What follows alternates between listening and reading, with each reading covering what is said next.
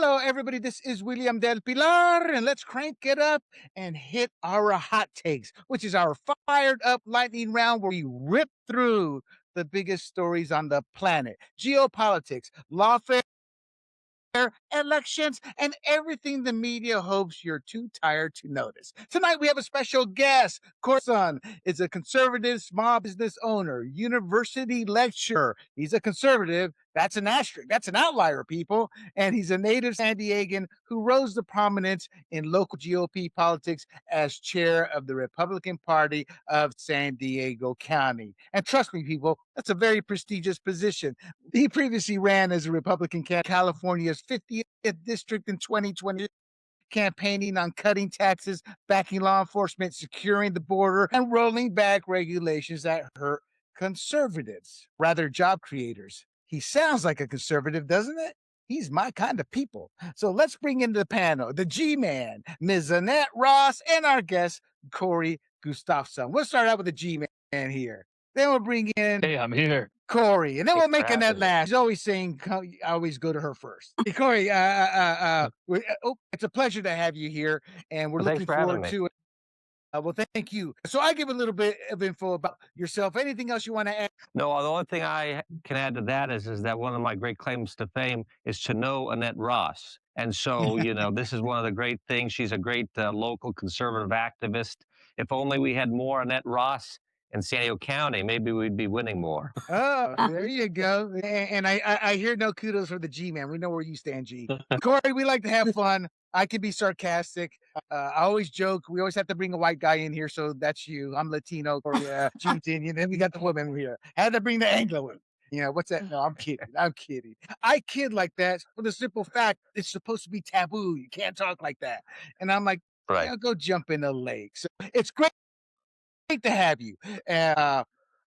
Was once again the former San Diego County chair. And before we get to it, Corey, tell us a little bit real quick about San Diego politics to our audience. This is a national show here, but we are in deep blue California. What's the Republican Party doing to try to counter everything that's happening? Well, look, we are certainly in a blue state, and that's kind of the problem. We are fighting an uphill battle, and what we need to do as Republicans and the conservatives is recruit more people to our team. We talk about the Prop 50 fight and the disappointment that was in the result, but the fact of the matter is there's 2-to-1 Democrats to Republicans in the state of California.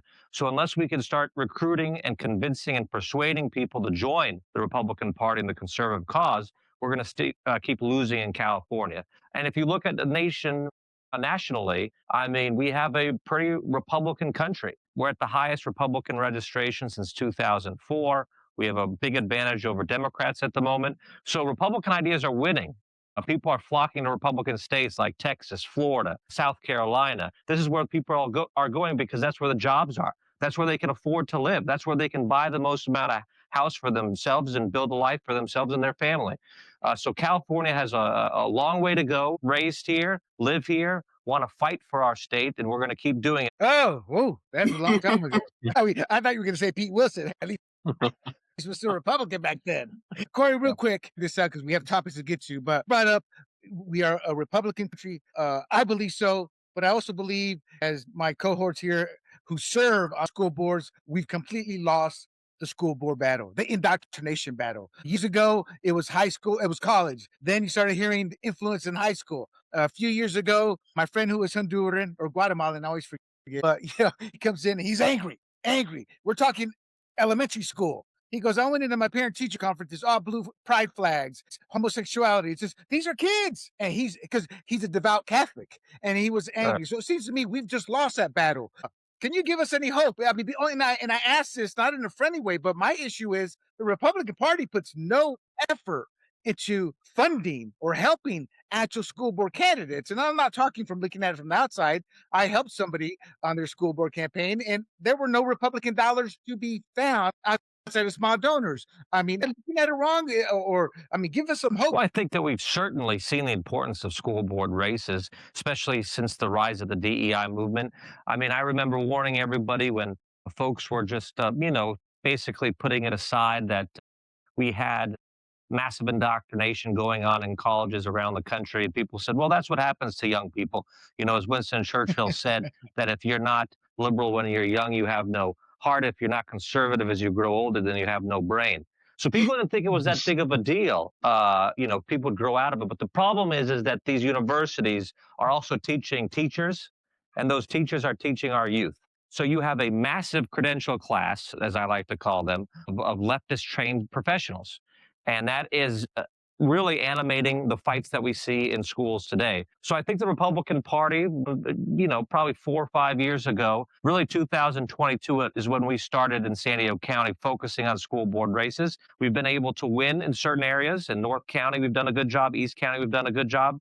But again, it's numbers. I mean, we put up a huge amount of fight in the Becca Williams seat in 2022, a great Republican candidate, raised a lot of money, had a good outreach program, but we lost. Why? We were up against union money and straight numbers. So Right. we can talk all we want about, blaming the Republican Party, et cetera, but until we're able to convince enough people to join the Republican side, we're not going to win elections. And so when I was chairman of the San Diego County Republican Party, that's what we concentrated on doing.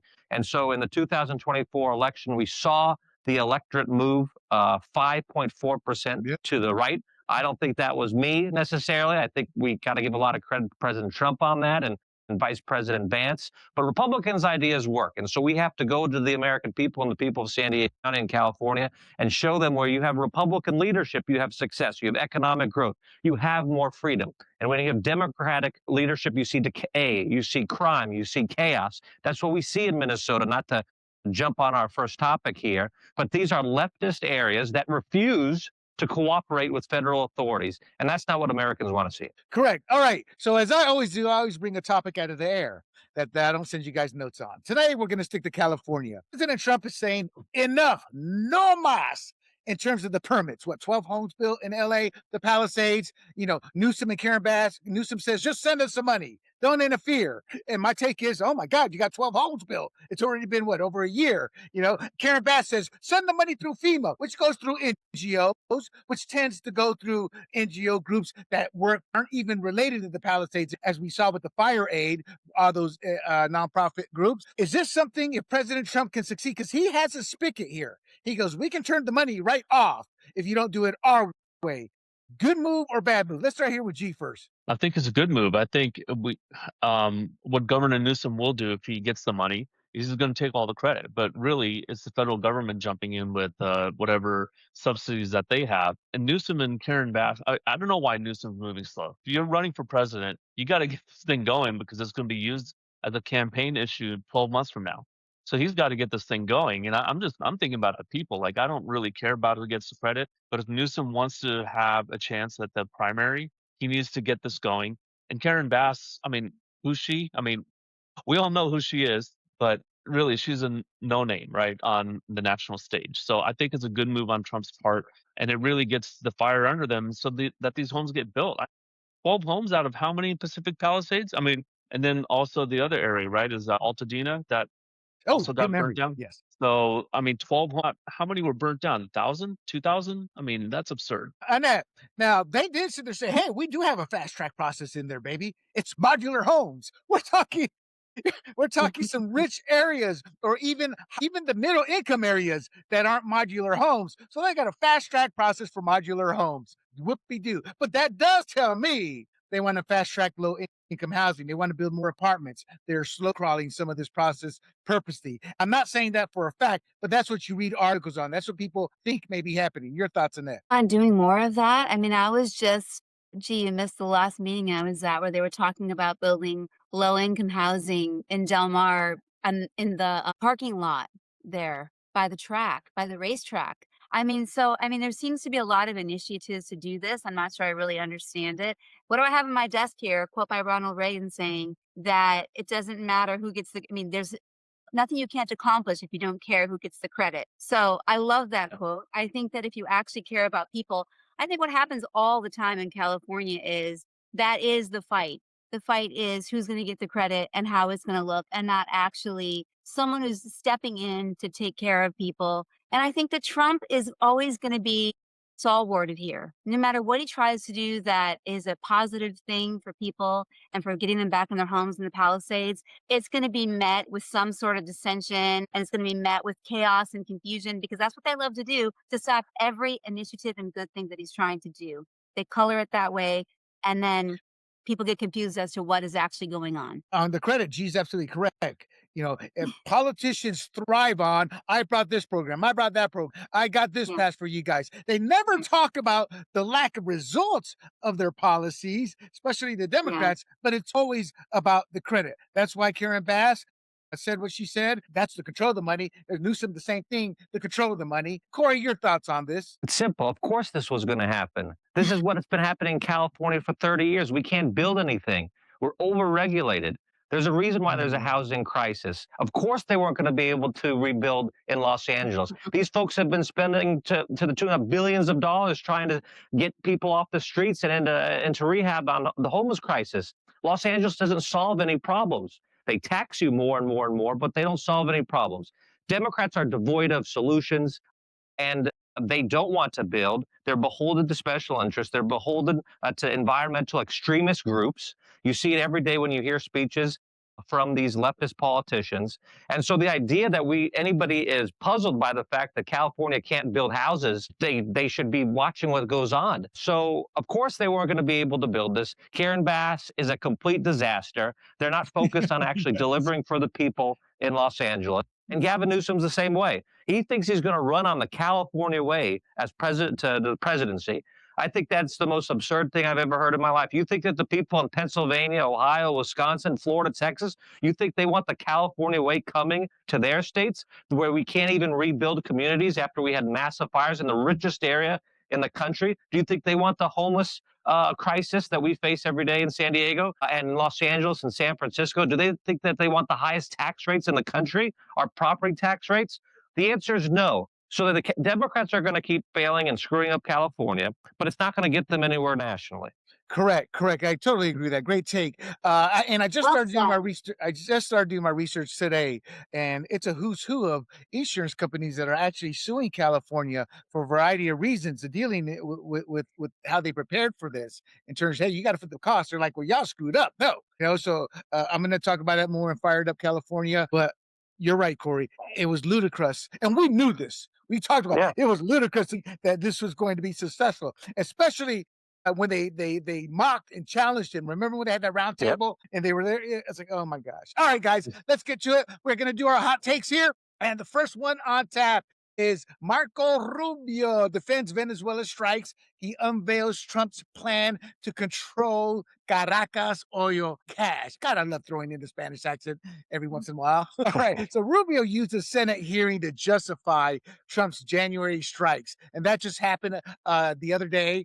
And then the strikes against Venezuela, and to outline a U.S.-run mechanism that lets Caracas sell sanctioned oil under tight American control. Now, the Senate Foreign Relations Committee, so it was Wednesday that all of this happened, but he had to defend himself. He was being attacked from both sides. And he told the senators that the Trump administration is working with the acting president, Delcy Rodriguez, and other interim leaders to avoid a civil war or refugee crisis. And he's arguing that Washington must work with people that are in charge while trying to trigger the and transition process. And this could actually include opposition leader Maria Corina Machado, widely viewed as the rightful winner of the 2024 election, which isn't true. I purposely pulled that in there because I'm tired of people saying that.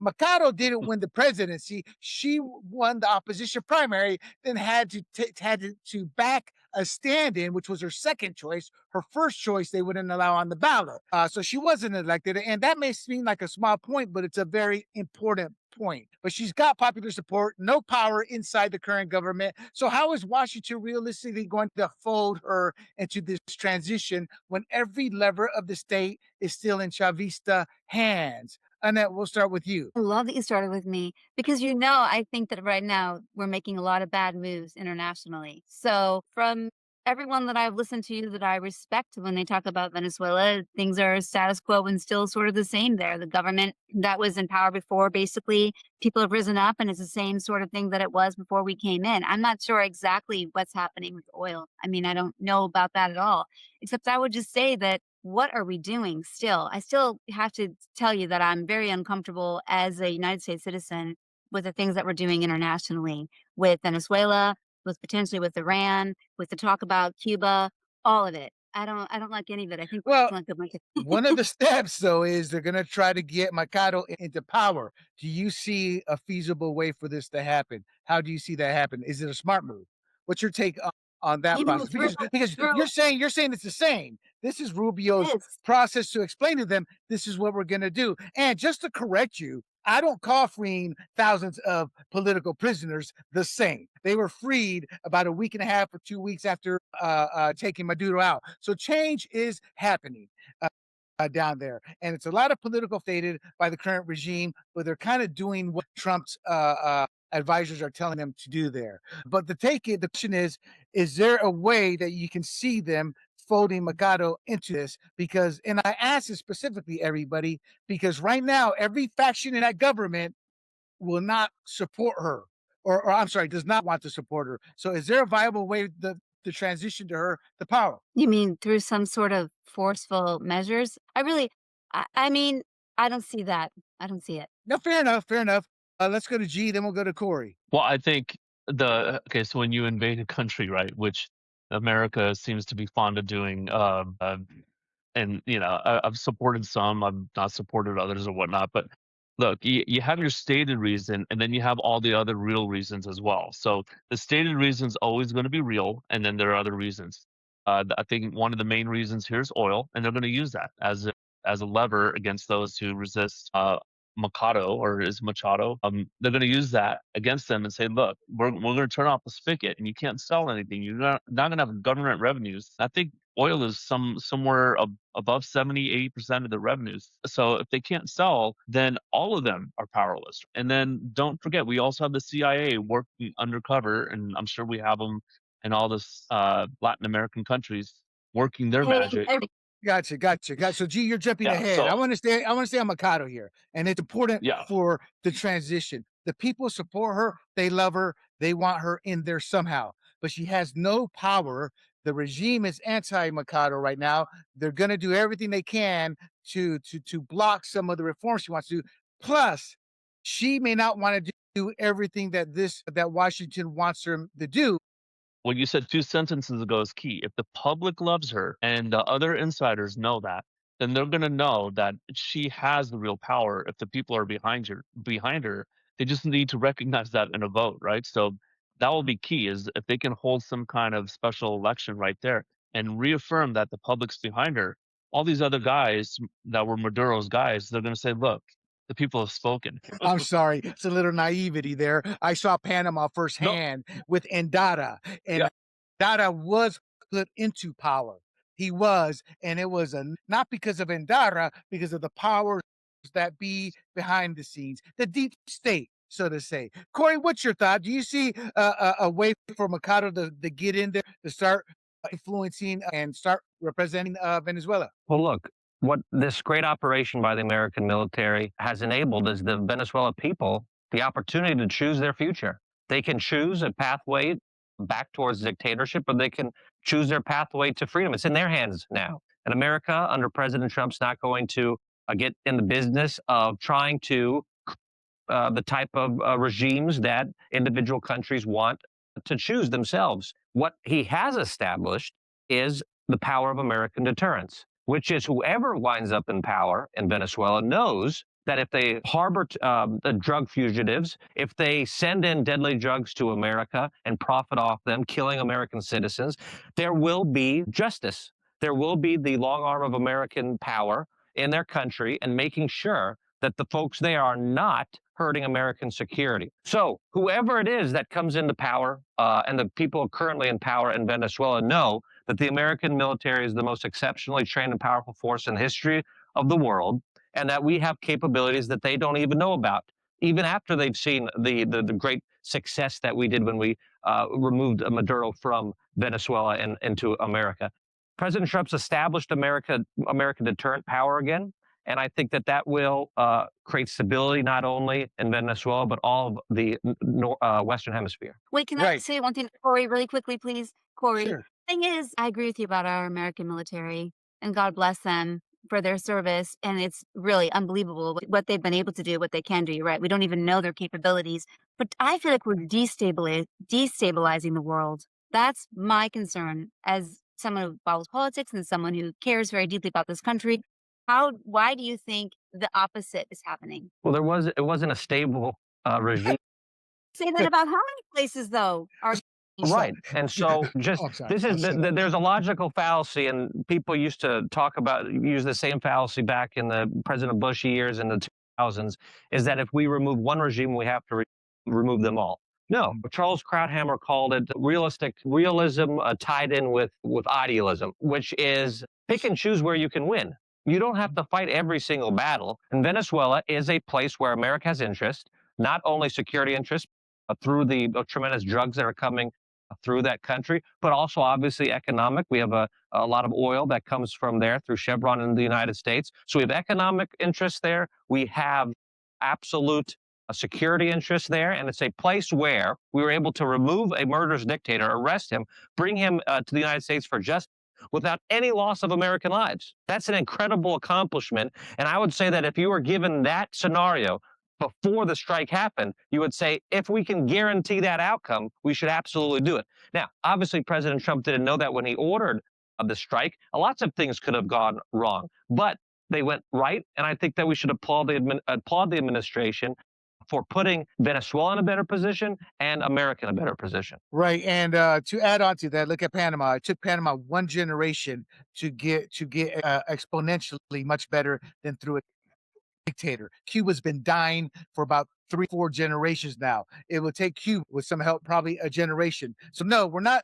See, that's an cop out. Well, we're destabilizing this. Or what about this? It's like when people go, well, what about China's human rights? Well, China's a big superpower. As Corey said, you pick and you choose, who you bully. Because I'm sorry, people, since the dawn of civilization, the strong have taken from the weak. End of story. What makes America unique, we have protected the weak. We did it with blacks, with going to war for slavery. We did it in World War I, World War II.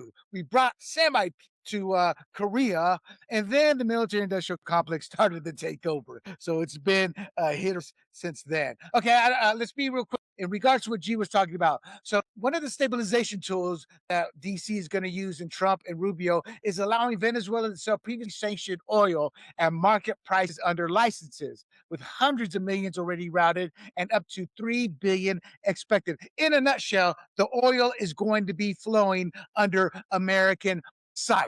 And they're doing that to ensure that these proceeds to rebuild the healthcare, the public safety, and the infrastructure rather than the corrupt networks. And that's the reason I think they also don't have Mikado in there. They can control the government because these people don't want to die. I'm pretty sure Trump told them the same thing he told the Taliban. You don't listen to what we say, you will die. So they're good. So they're going along with this. And he stressed, Rubio did, that the oil control mechanism is temporary, and lawmakers from both parties who think like you do, everything's destabilization, all bad, like Bernie, all bad from the millionaires and billionaires.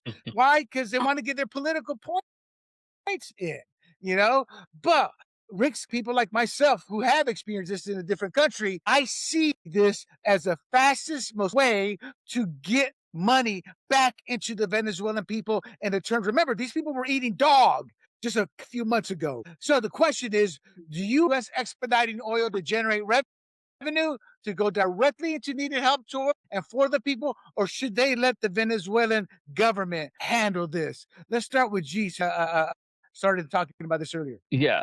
No, I mean, we shouldn't get. Okay, so what I care about are people getting their needs met, right? But we shouldn't send our people down there and start handing out things out of the back of trucks paid for by oil money. I mean, they need to do it themselves, right? We just know that when you do things for people, then they get reliant on you, and then you'll never extricate yourself from that situation. So they need to work with those people and ensure that there's no corruption. I mean, if you look back at Ethiopia in the what was going on? It was the warlords taking the aid coming from the Western countries and using that for themselves, right? And then the regular people Live Aid. starving. So we need to make sure that doesn't happen here. But for us to send our guys there and go, okay, out of the back of trucks, I mean, we just don't have the logistical power to do that. And in the end, you're going to have to rely on some layer of the Venezuelan government to do that anyways, even if our guys are in there, because you just can't send in thousands of American troops handing out stuff or, providing healthcare or whatnot. Okay, so to educate everybody here, that's how it starts. You'll have a little bit of that, but what they'll do is they'll send the Army Corps of Engineers. How do I know this? I saw this done in multiple countries. I saw it done again in Panama and quite a few places. And what the Army Corps of Engineers does, it helps the locals. This is what you need to do to rebuild this, to rebuild that. So they work along to train and rebuild. That's what they did in Panama. Panama was not a third world country before Noriega took over. It was the only country in that hemisphere outside of the States and Canada that had a middle class infrastructure, running water, the jungle was being built out. So they'll do that. It's not going to be 1,000 troops down there doing everything. Well, they were using the oil money to get the funds to get this done. You have shifted me a little bit, because when I look at what China's doing, and they're going to all these countries in Asia, they're going to countries in Africa, and they were starting to go in South America. I think that's what they're trying to form with Venezuela. They would send their people and help build the infrastructure. Well, what are you going to return? You get kind of a tribute state to you, right? Right. So if we want any kind of tribute state, and we're a benevolent nation, I believe that, we want them to be a tribute state to us, saying, hey, we support America. We don't support China. And I think that's key. Corey. Yeah, I mean, I think this is a no-brainer. It's absolutely critical to get the oil flowing out of Venezuela. It's going to attract investment in the country. It's going to give the people of Venezuela a chance to rebuild their country and to have something to fight for. Obviously, freedom is, number one there, but it sure helps if you have running water and infrastructure to be able to support a government. So Venezuela is blessed with the resources that it has. You can see countries around the world that have that blessing, and you can see what they've done with that. Sometimes it takes time, but American companies can, do amazing things with the profit motive there, and America's going to make money. Uncle Sam always finds a way to tax revenue where it comes through. I think this is a win-win-win. It's obviously going to be difficult, but it's something that has been done before, and I have full faith and confidence in the oil companies to be able to, if they think it's feasible, to invest in Venezuela and start pumping oil out. If they can't do it, they won't do it. So I think it's, again, a win-win-win. Right, I agree. Venezuela is a beautiful country. I've been there a couple of times, was there on the military as a translator to some bigwigs. I was a young single guy. Woo, I love the women. Let's get down to it here. To Marco Rubio again. He started talking about U.S. Get to ask me what I thought? Oh, I'm sorry. Go ahead. So good. No. I was looking at the time. No, then move on. Go ahead. Okay. So Rubio opens up about the U.S. Denmark Greenland security. They've launched a new working group to hammer out an Arctic security arrangement after Trump's aggressive push. Looks like we lost Corey here. Let me bring him back in. There you go. Okay, there you go. It's like the Brady Bunch. Okay, so Rubio started talking about hammering out an agreement here to get some type of push to secure Greenland against Russia and China. Strategically speaking, it's a no-brainer, the importance of Greenland. The technical talks. I guess my question here is more of a non-political, but it's more about Donald Trump. We know the threat is legitimate, but nobody even cared about the average Joe about Greenland until Trump started escalating pressure by threatening tariffs on Denmark and other European countries that were resisting this push. Then he dropped it after the Secretary General Mark Rutte helped broker what is currently a vague framework. And I say vague because we don't have the details, but supposedly it's going to give the U.S. extensive long-term access to the island security and missile defense. So what's at stake? NATO and U.S. officials framed the emerging deal as essential to block Russia and Chinese economic or military footholds and from threatening us. And is there anybody who disagrees that we can actually bolster that extra dog sled unit they got? It's true. It's a true story. They bolstered themselves with an extra dog sled unit. Anyway, so no one doubts the strategic importance. But the take is, why did Trump make this a priority when no other president seemed to it? Was it ego, necessity, or both? Annette, since we left off with you, let's start with you first. Wow, I love this. I love the way that he dialed it back a little bit on NATO, and he was really aggressive with it and making all the leaders really upset. And then they came out with their comments, and all the comments, even though they didn't mention his name a lot, were sort of directed toward his behaviors. And you have some people out there now that I honestly respect saying that Trump is honestly got issues, in terms of his ego, narcissistic. I mean, he's like at levels of unprecedented, I think, almost. You always say, I'm actually shocked at you, William, because you always say that power corrupts. And I Yes. think Trump was a little bit over his skis. I'm not saying I agree with you that it's strategic in Greenland, but what he did is I thought, and he dialed it back a little bit, and he decided to say, we're going to sort of work together. I think he sort of knew there was some fury coming out of him. Actually, the question that I want to pose to the group is, when I was reading about this, I came across something really odd saying that, We'll get back to your wait, question at the end. Let's stay on topic here, just for time purposes. sure, Everybody digress. right. So yes, he does have an ego. We can talk about that, but we can stay here all day. Hey, what's your take on this overall? I think that it's obvious that in America should support self-determinations. I think, what the people of Greenland want, I mean, that should prevail.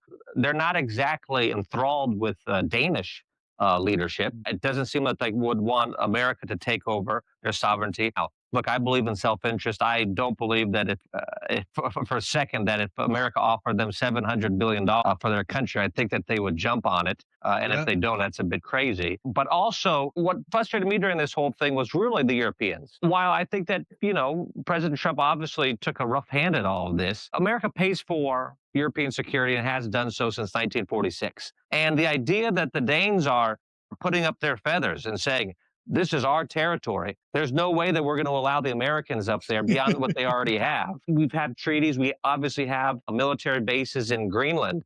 But the way that they responded to Trump, to me, was just, it goes back to the Ukraine meeting with J.D. Vance and President Trump. It's like they're demanding things, but not in a position to demand anything.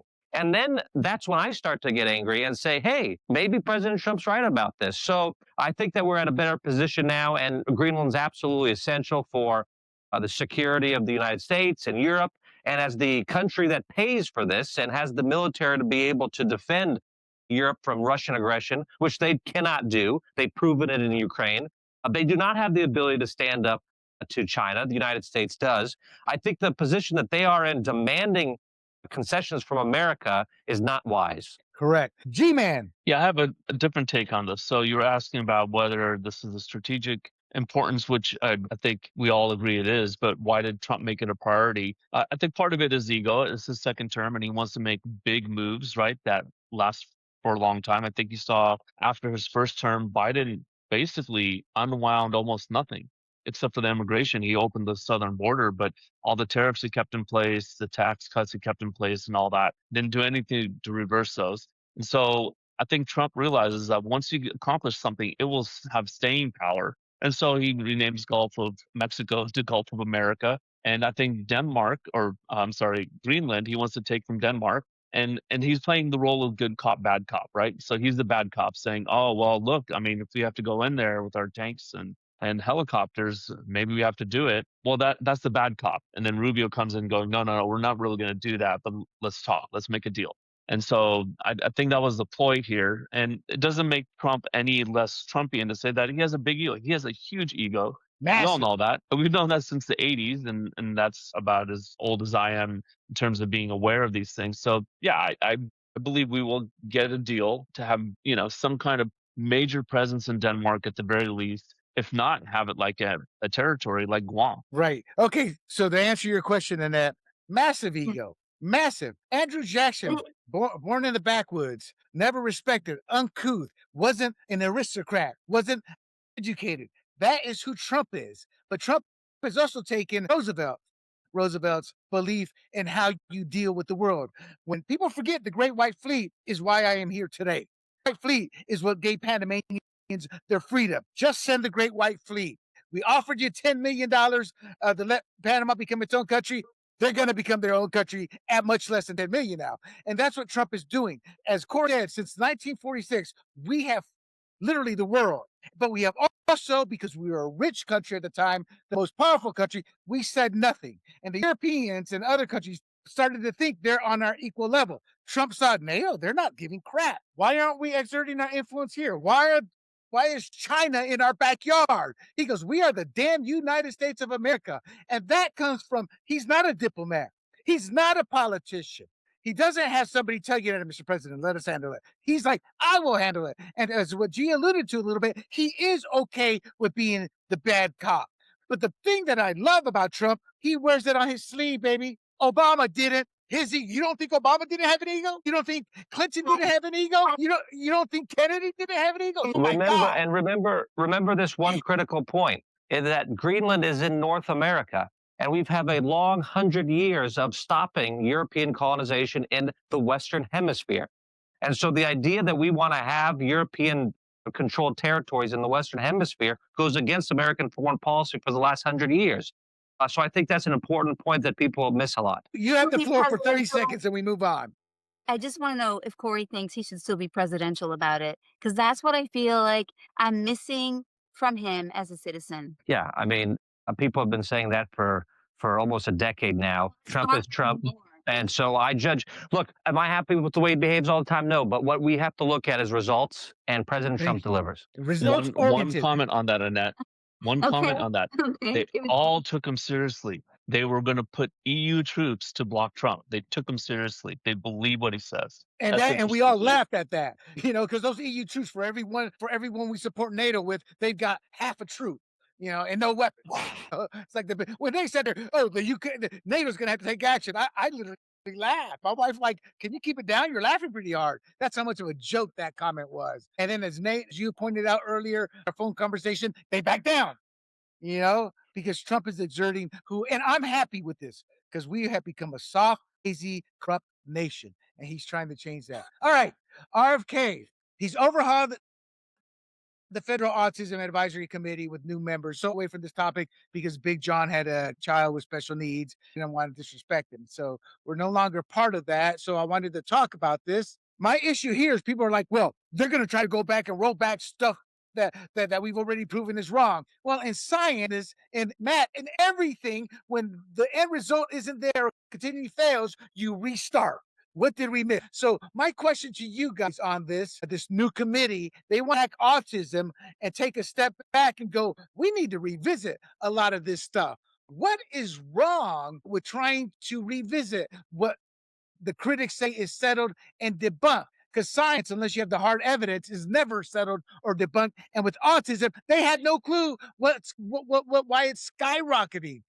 So let's start with Corey on this. Science revisits what it might have missed. Why are they so afraid of the panel starting to dig into this? Well, I have to tell you, I mean, in this great show of hot takes, this is one I don't have a hot take, but I will say this. I'm not a doctor, and the idea is that in science, you should be skeptical of things. I think there's been a lot of discoveries, a lot of things that we thought 30 years ago aren't the truth. So it's good to be skeptical, all right? But on the other side of it, we should also listen to people who know a lot more than us. And I'm not a doctor, so I'm not going to get into the particulars of vaccines and what they're doing and such. But I'm certainly listening to all sides on it. And I think the one thing that we can be confident is, under the Trump administration, Robert Kennedy, is that there's going to be viewpoints heard from across the ideological spectrum. And I think that's a good thing, holding powerful accountable.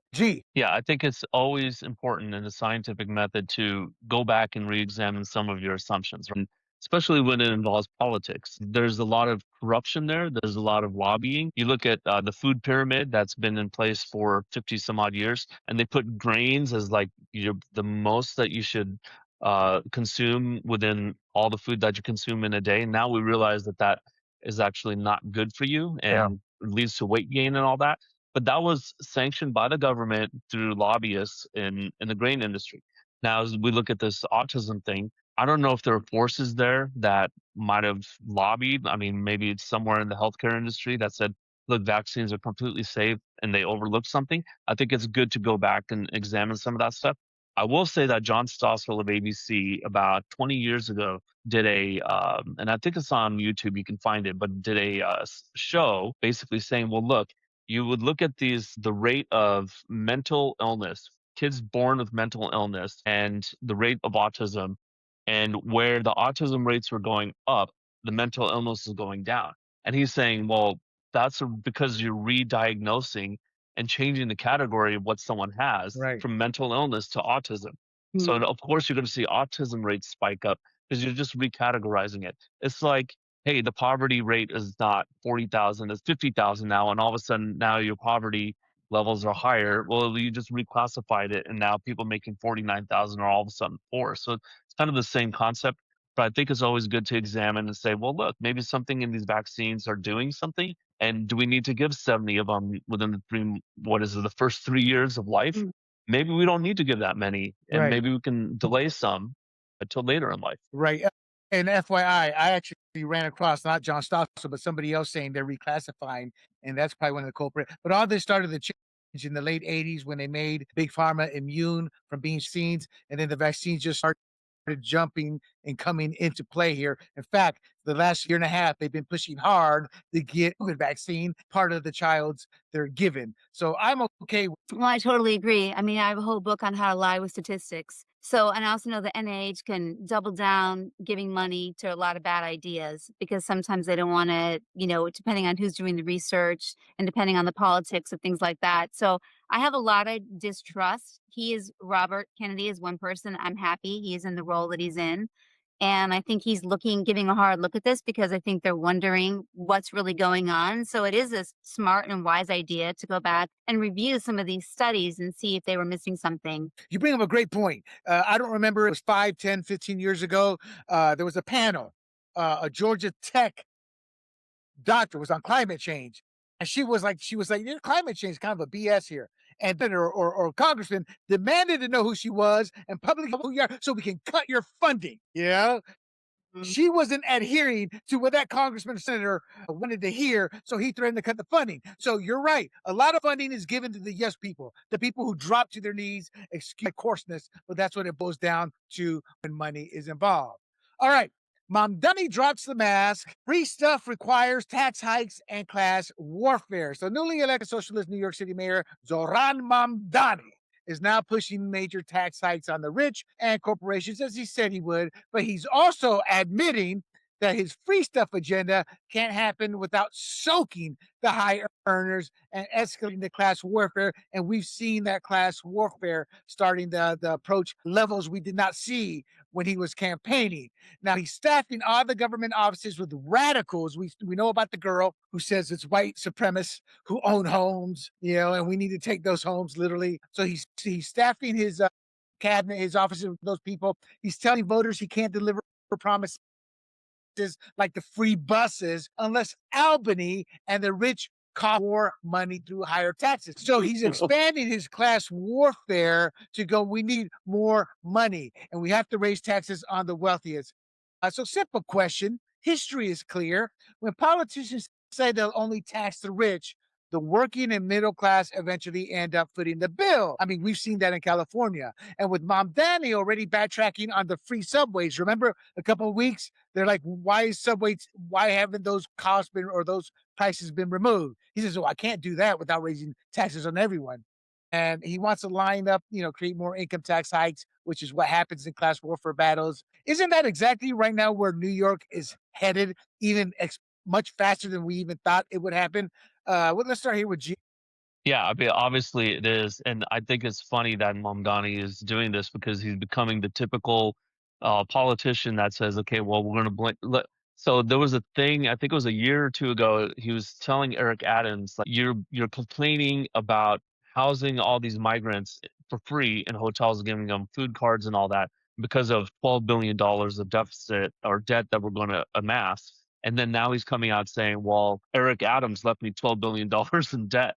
and I got to fix this. I mean, it's just ridiculous. And so, okay, now he needs to pay that back, but then he has to fulfill all his promises: free this, free that, free this, free that. So, look, I actually hope, and I don't think it can pass without the governor's blessing, but I hope he tries to pass the wealth tax, where people Right. will, the upper crust will have to sell properties in order to pay those taxes, and they'll just move out and they'll find a different place. I mean, maybe we need a different center of commerce and finance in the nation other than New York. But Right.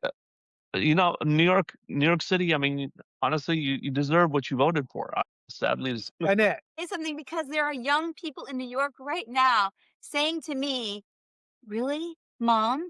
This is what's happening?" I'm like, "Yes." And so many people before the election said, "Well, let them vote for him and see what they get." And now they're disenchanted. And maybe it's their first real experience with being disenchanted about politics.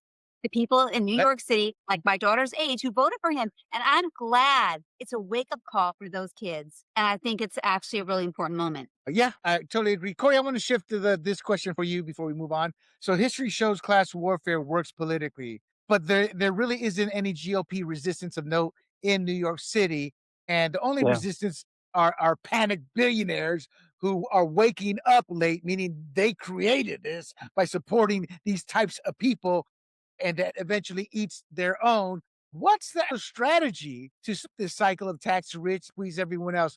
Do the few GOPers there try to fight it head on, or they let the city? Remember what George W. Bush once said, or maybe infamously said, "Fool me once, shame on you. Fool me twice, won't get fooled again." But that's what I mean. This is what's going on here. It goes to the California point. We've seen this story before. We know what's going to happen. New York's going to go back to the 1970s. There's going to be a mass exodus from the tax-paying class.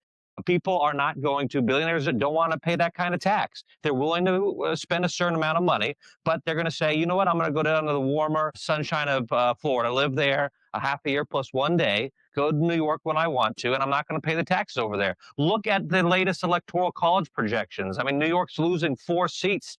California is losing 4 seats. So the moral of the story is people are voting and showing protest with their feet. California is losing hundreds of thousands of people every year. New York do, whereas Texas and Florida are gaining population because their policies work. In Florida, they don't have a state income tax. They are eliminating property taxes for folks who live there. There'll still be property taxes on vacation homes. And they have a budget the third the size of California, and they get better services than we do. So people are realizing it. I hope that they realize it faster in New York City. I love going to New York City, but it's not going to, my wife and I are not going to go there when we're not going to feel safe going on the subway. So, Right. This is a market, a place. We have laboratories of innovation, of experimentation across America. We have 50 of them, 50 states, and we're going to see who succeeds and who doesn't. And then tax revenue is going to follow. But we have Newsom. I mean, come But I think no. hold on. We got to make it quick because we got to keep moving on. Okay, no, Okay. just go. I'm sorry. We got 3 more topics. We got Corey for 10 more minutes. So I'm going to combine these 2 topics. My favorite topic: voter fraud. The FBI raids a Fulton County election hub in ongoing 2020 probe. So this was a court-authorized search at Fulton County's new election hub as part of a criminal investigation tied to the 2020 election. This happened just this past week, and the Bureau did confirm it was conducting the court-authorized action. Now, it's connected to a criminal probe involving the 2020 election, focusing on this county specifically. And this has become ground zero for Trump fraud complaints. Georgia flipped the Biden by razor thin. And the election hub opened in 2023 at the direction of state officials, and it's already a mess down there. Thus, something triggered this, and we don't know what has triggered it yet. But the question is, Fulton County's 2020 election was supposedly audited, certified, and settled as they all claim. Does it tell us that the FBI is now seizing ballot records 5 years later in a county with a long, long record of sloppy, mismatched ballot paperwork? And are we going to finally get the truth? And let me bring up one more note. This is the new Broward County. For generations, Broward County in Florida, which was one of the epicenters during the Florida recount, was seen as one of the most corrupt districts in the nation. Corey, let's start with you. You're involved with the chair. What's your take on this? I mean, it kind of goes to the Robert Kennedy point, which is the left-wing media, the left-wing establishment hates questioning. They have these shibboleths that they hold up to everybody and say, do not question the facts. Do not question what we believe. And it's obvious throughout history. You go back to the 1960 election with Kennedy and Nixon. We all know that there was corruption going on in Cook County that really swung the election from Nixon to Kennedy. So we know that there's fraud in the system, and let's have investigations and let's look at the facts. I mean, again, there's a difference between skepticism and cynicism. I think too much nowadays in our environment, we go to cynicism where we think that things are corrupt. But there's no problem with skepticism because you can still be optimistic and actually try to fix a system, but you need to know what's wrong. But to not answer questions like the left-wing media does and left-wing politicians, that leads to cynicism because then people are thinking, what are they hiding? Why can't we ask questions? And then they automatically believe the system is corrupt. So I think skepticism is healthy, cynicism is not. And making questions and holding powerful people accountable is good for our democratic system. Yeah, I agree, Corey. I got to say this, the moment they started boarding up the windows so we can see in the Philadelphia areas and other areas around the country, I'm like, yeah, that's where cynicism is created, when you see that. Yeah. So I'm going to keep going on. I'm going to combine this also. So now the DOJ is suing Arizona and Connecticut over voter rolls. We've had our own massive voter roll issues that we're all aware of that these three little old ladies from Lemon Grove, California worked on for years to uncover dirty voter rolls. Now, the DOJ is suing approximately, I want to say 23 states and Washington, D.C., because they do not want to hand over the data to make sure the voter rolls are clean, and they're citing private. So to combine these two together, we've learned a lot about how corrupt and dirty voter rolls are. And in many of these so-called ID states, if you show up with no ID, you can still vote by signing an affidavit or using a provisional ballot. And once this ballot, we know you can't pull that vote out. And my point is, every state that Kamala won was this type of state. Where voter ID, yes, but if you don't have your ID, you can still be a person and you just fill out a different form and you go vote and the vote gets counted. So it's just a facade. So looking at Fulton County and looking at the fact over 23 states to get clean voter rolls, what's your take? Why do they want to keep the voter rolls from being cleaned, and why do they want to hide of the election process come election night? Well, you know the answer to that already. Is that like a rhetorical question? I mean, I don't think they care about the integrity of the voting process. But I just want to quickly say, and then we can move to G, because I don't think I can say anything as eloquent as G or Corey can say on this particular issue, or you, William. But the idea about cynicism versus, what was it again, Corey? Skepticism. Versus skepticism. That was really, really well said. And I agree, because what happens when you get cynical is you say, you know what? I'm not even going to vote now. I don't believe in it. I don't think there's any integrity to it. And you take yourself out of it. And I think that happens a lot. I think people get discouraged by that and they decide that their vote doesn't really matter anyway because they have no faith in it, no faith in the system. And that's how we lose people. Okay. That's all I have to say on that. G. Yeah, I mean, okay, so here's where the vote for the audience, where voter rolls become important. If you have 1,000 voters registered in a precinct, well, you can reasonably assume during a presidential year, 800 of them will show up. And if 1,100 people show up, you're like, wait a minute, that there's something wrong here, right? Because you know that there can only be 1,000 voters. Well, if people are dying, and then that voter roll should be shrinking, right? Or maybe people are registering. So now you're at 1,100. But if you're not taking off dying people, then now you're at 1,500 voters in a precinct when there's only really 1,100. And then you can say, hey, why don't you just go and say you're so-and-so. They don't check IDs, and you can go and vote. And, I can show up as Annette Ross, and they can't question me. And I mean, they might say, well, you're a man. I'll say why I identify as Annette Ross, and they have to let me in and vote. I think it's key that we clean up the process.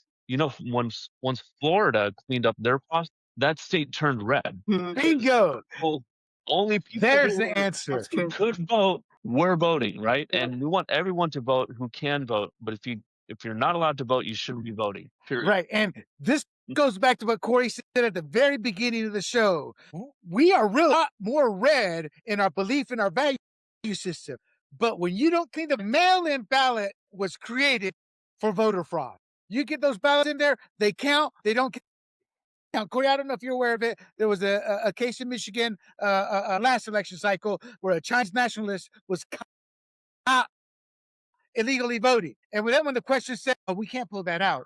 We don't know who he doesn't, we don't fill the name. And that's the whole key. And when you get all these mail-in ballots, so they don't want to clean the voter rolls, because it allows for voter fraud. And to me, that destroys election integrity. I forget the term. And thank you for saying I'm eloquent, because I'm not. I'm more like Trump. Not eloquent, but I get my point across. Is once those votes are in, this is how we lose that we're leading in. And Corey, you saw this as the chair, election night. We go to bed. Yeah.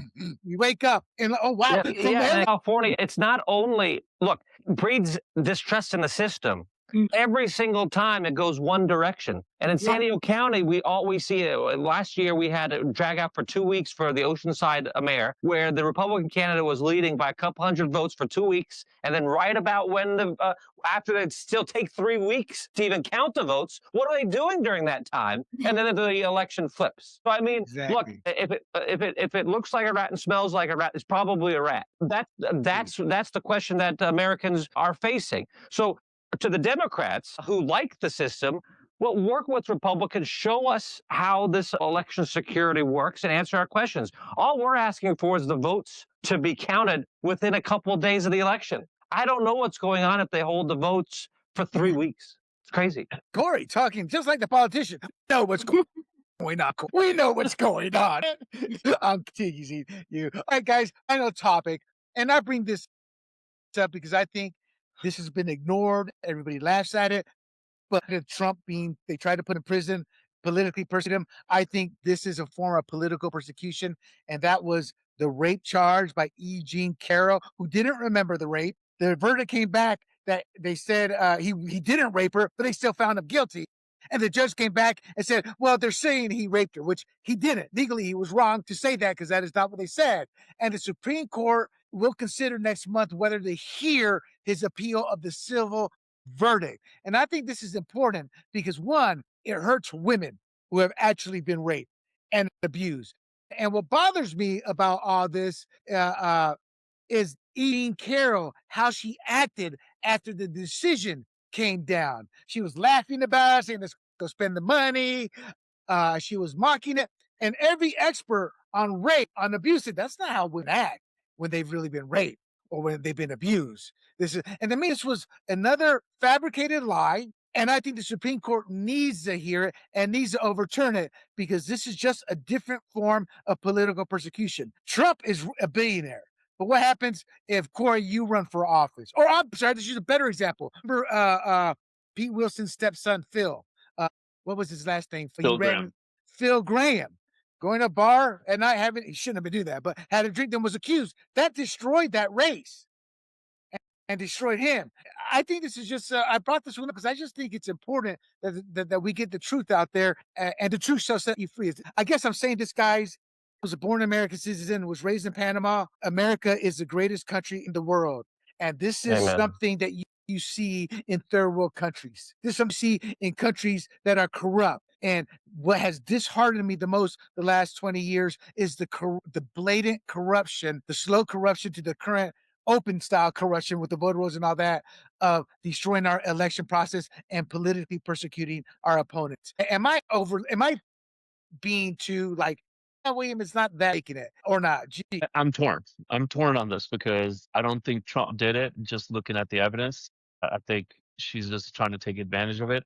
But then you rewind back 30 years and the way that all the people on the left, the ones who say believe the woman first and the Me Too, hashtag Me Too people, how they trashed Monica Lewinsky and Paula Jones. And you look at all the things where they said these women are stupid, they're low class, they're redneck, white trash, and we can't believe them. Those same people come out saying, well, it's Trump. We're going to believe the women over Trump, right? So I don't want the society to say, okay, we can't protect our women. But at the same time, I don't want our presidents to be just politically persecuted like Trump has been in this case. So I'm torn. I think this case is going on because Trump's appealing. So let that go on. But it's just modern. I wouldn't even say modern, but it's just a fact of life.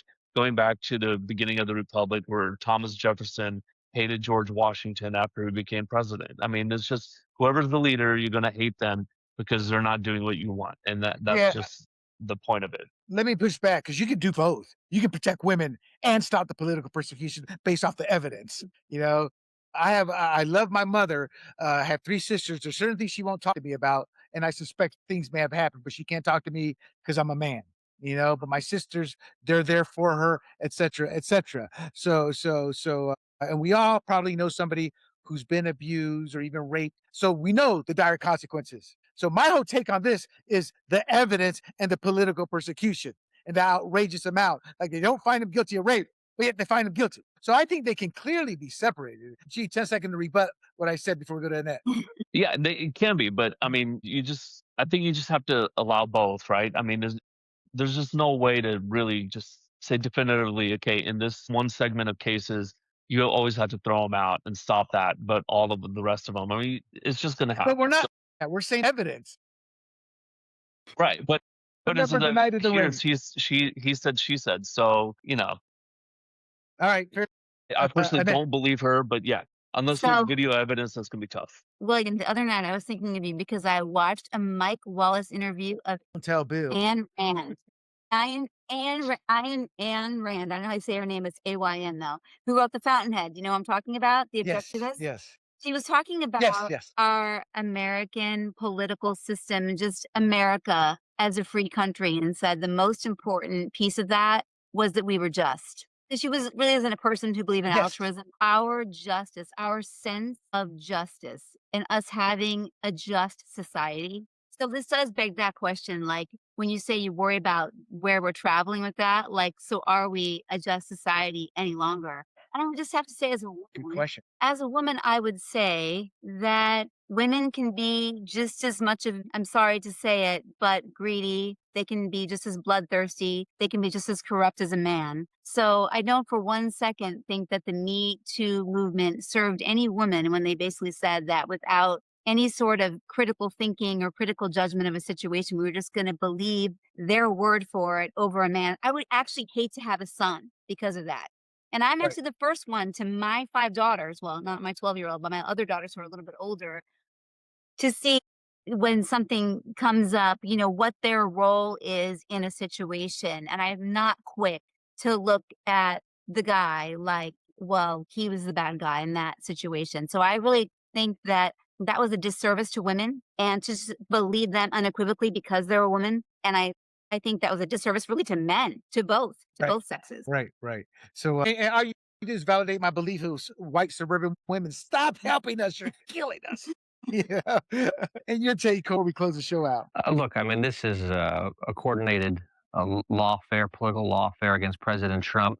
The moment he left office in 2021, we saw Jack Smith, I think, just last week in front of Congress, in front of Congressman Issa Jordan, who called Jack Smith out for his partisan investigation into the president, wiretapping and looking on the records of the Republican Speaker of the House and Republican senators, without telling the judge who it was. So the Biden administration used their power to go after their political enemies.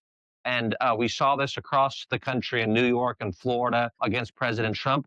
And you know what? President Trump won an election. So the verdict of his peers, of the jury pool, which were all 300 plus million Americans, decided that what was being done to President Trump was wrong. And that's why he was reelected in November 2024. That's true. And the man had the coolest Part of the mugshot.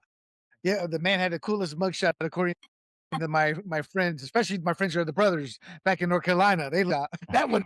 I tried to warn you, Democrats. Don't let him have the mugshot.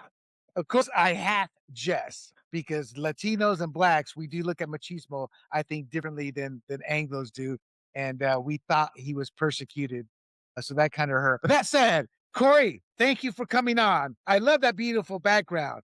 I'm in Valley Absolutely. Center. Beautiful city. Let's fight for it. Let's get the Democrats out of power. Let's keep San Diego beautiful.